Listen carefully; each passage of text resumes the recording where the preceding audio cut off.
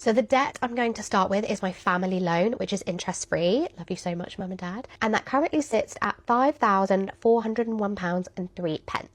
Next, I have a personal loan. That is currently at £8,143.85. Then we have the credit cards, of which there are 5. Starting from the lowest balance up to the highest, I'm just going to call them like credit card 1, credit card 2, etc. So credit card 1 is at £3,366.63. Credit card 2 has a balance of £4,822.19. Credit card 3 is currently at £4,913. Credit card 4 has a balance of £5,300.48. And finally, I saved the juiciest until last. Credit card 5 is sat at a whopping £11,529.67. So that brings my total consumer debt to £43,476.85. It's hard to believe the debt people find themselves in with general day-to-day lives, especially with the cost of everything going up day by day and the wages not increasing. It seems like that for this girl.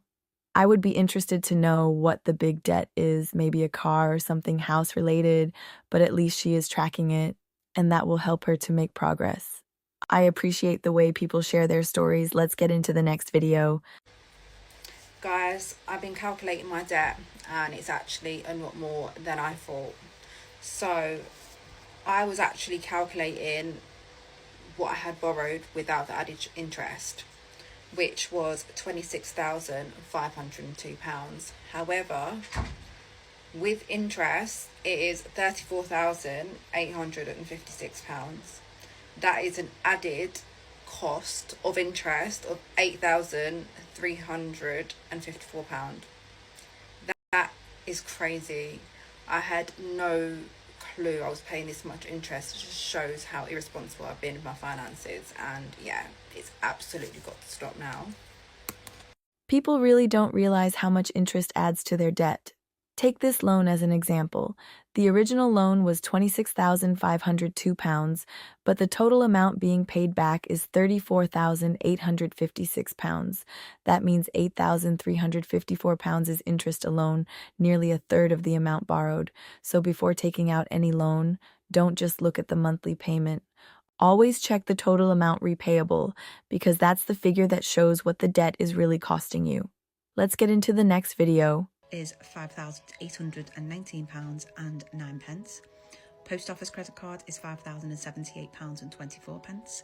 Tesco credit card is £1,244.60.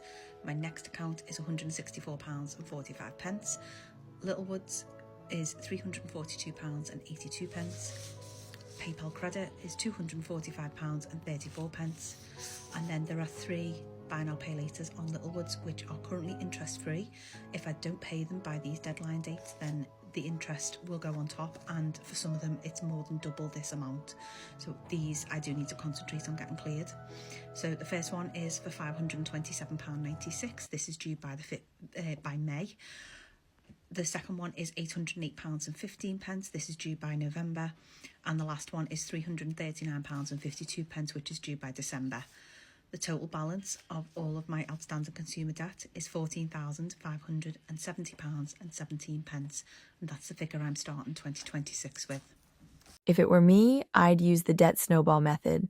I'd list all my debts from the smallest balance to the largest, then pay the minimum amount on everything except the smallest one. I'd put every extra pound I had toward that smallest debt until it was completely cleared. Then I'd take that payment and add it to the next debt. Each time a debt disappears, the payment gets bigger, just like a snowball. It keeps you motivated because you can see real progress quickly. Let's see the next video. I am $129,299 in credit card debt. No, unfortunately, this is not a joke. This is actually my real life and a bunch of poor decisions that came together. I wanted to start documenting my journey of getting out of this debt just in case it could help anybody else. So these are my credit cards, my husband's credit cards, and the total of $129,299 in credit card debt. Now, we also have a car loan. This doesn't include that. And a couple student loans doesn't include that. This is strictly credit cards, which looking back, like how in the world did they approve me for this? Like, I'm not saying it's their fault. It's definitely mine and my poor decisions, but damn.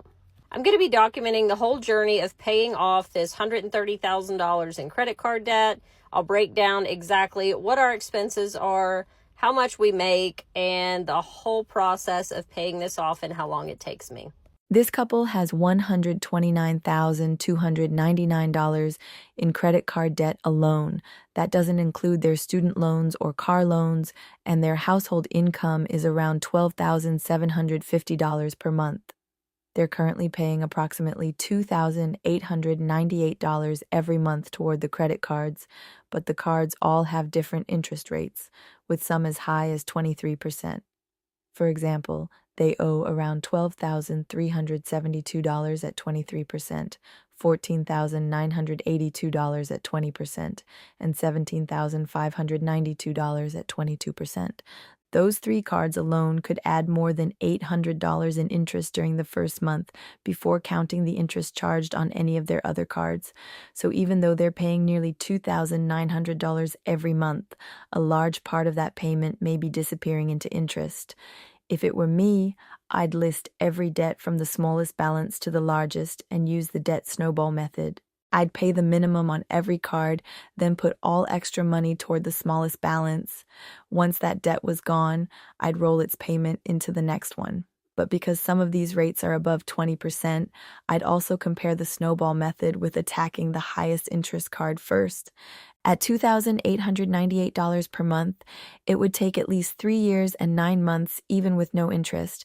But with these rates, the real journey could take several years longer unless they increase the repayments or reduce the interest. Hope you enjoyed this video. Follow for new weekly videos.